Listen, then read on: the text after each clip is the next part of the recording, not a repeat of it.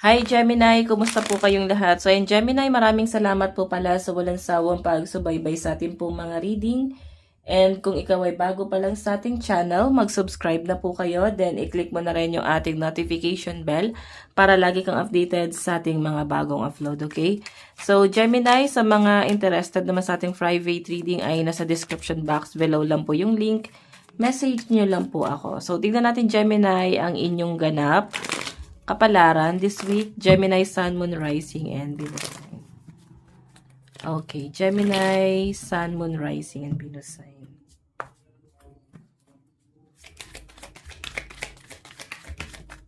Okay, so guys, meron tayong alliance.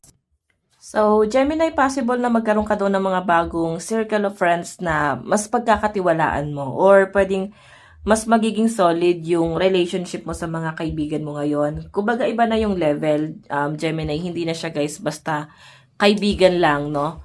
Pwedeng ang turingan na parang family or mga kapatid. So, ganun na siya guys kalalim or ganun na kasolid itong pagsasamang ito or pinagsamahang ito, no?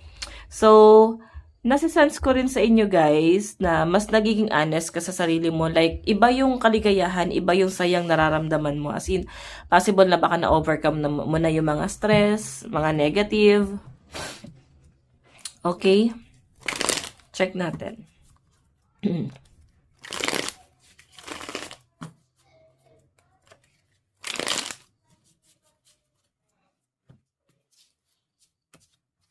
Gemini, Sun, Moon, Rising, and Venus sign. Additional message.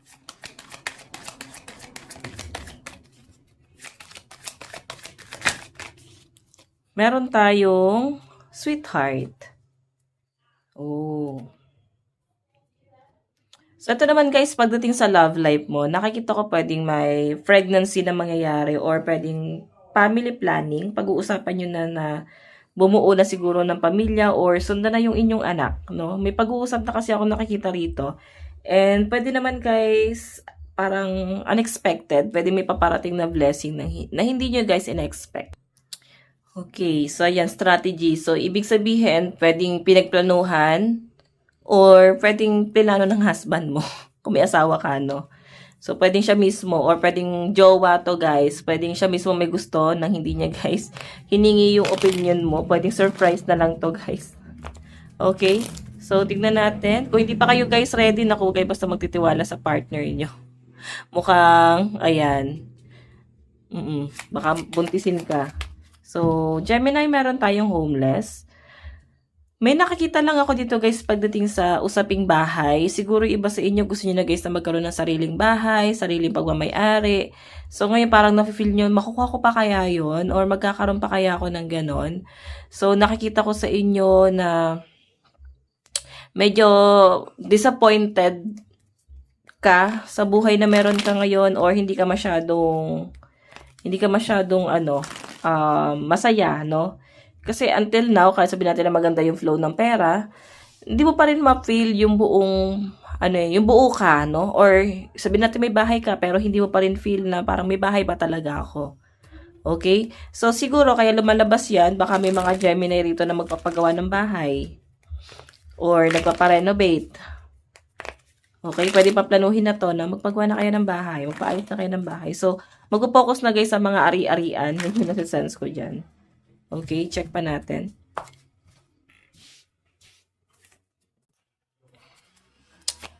Okay.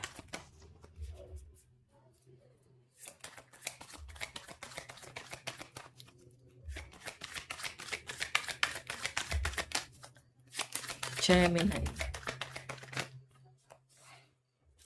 Elevation. So, may usapin dun guys about sa pagpapakasal, oh. Siguro, paplanuhin na to lahat. Or pag-uusapan na siya this week, no? Then, pwedeng sa first quarter, baka may plano na mag-asawa or magpakasal. Malakas yung energy na may mga ganong scenario sa mga Gemini dito. So, ready na mag-settle down or bumukod, lumagay na sa tahimik. Pagka kasi pamilya ka, mas gusto mo na ng tahimik na buhay, di ba? Pwedeng iiwasan mo ng mga friends mo kung puro kayo gala. Okay, kasi kasama mo ng travel buddy mo na dyan, yung family mo. Okay, so guys, lucky number mo is 8, 21, 53, and 58. Tignan pa natin.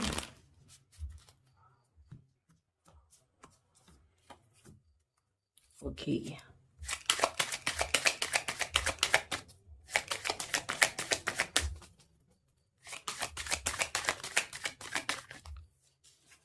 Meron tayong yes. Ayan. So, tignan nyo naman guys, pwede magkakaroon ka ng mga bagong kaibigan, relationship sa mga kaibigan, or mas lalalim pa. So, kaya lumalabas guys itong yes, siguro, mas magaan yung pakiramdam mo sa kanila. Okay, mas payapa, mas confident kang gumalaw, yung hindi ka nahihiya, hindi ka nahihiya sa personality mo, ganon. So, tignan pa natin. Meron tayong game over. So, siguro yun na nga. Pwedeng nagpaplano kayo mag-anak, pero pwedeng baka nahihirapan. Then, siguro this week, pwedeng malaman nyo or magulat na lang kayo, ay may pregnancy. May blessing na dumating.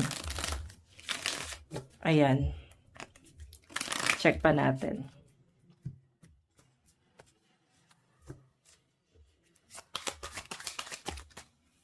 Meron tayong doing nothing is fine too.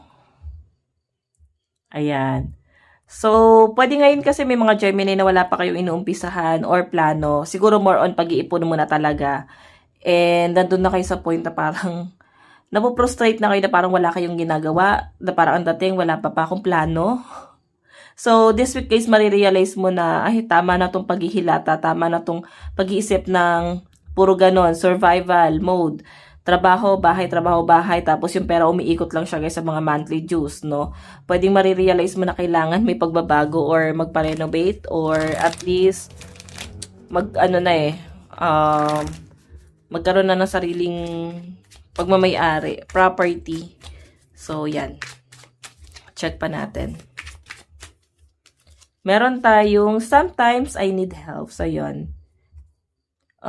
I think may mga Gemini rito na nalulungkot din kayo minsan nang nag-iisa kayo dito and dumarating kayo sa point na kailangan nyo rin guys ng tulong or at least pahinga.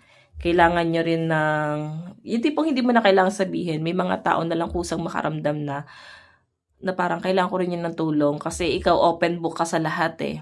Okay? Sobra yung pagiging mapagbigay mo pagdating sa kaibigan. To the rescue ka, nandiyan ka. Okay? So, ikaw, ang hinihiling mo, sana may friends ka rin na katulad ng mindset na meron ka. Okay? Blessing to guys si the Empress tapos pregnancy rin to. Diba? So, possible na may pregnancy din talaga, Gemini, and ang nasasagap ko rito, may mag-o-offer sa inyo, job offer, or basta may blessing na paparating sa inyo this week. Ang bilis na to, Okay, so ang ganda naman ito guys, pwede i-grab mo tong opportunity na to, or itong blessing na to. Check pa natin. Advice. Meron tayong desert passage, trust here ay divine plan. So guys, Gemini, ito lang po ang inyong reading. Maraming salamat po. God bless and love you all. Bye-bye po.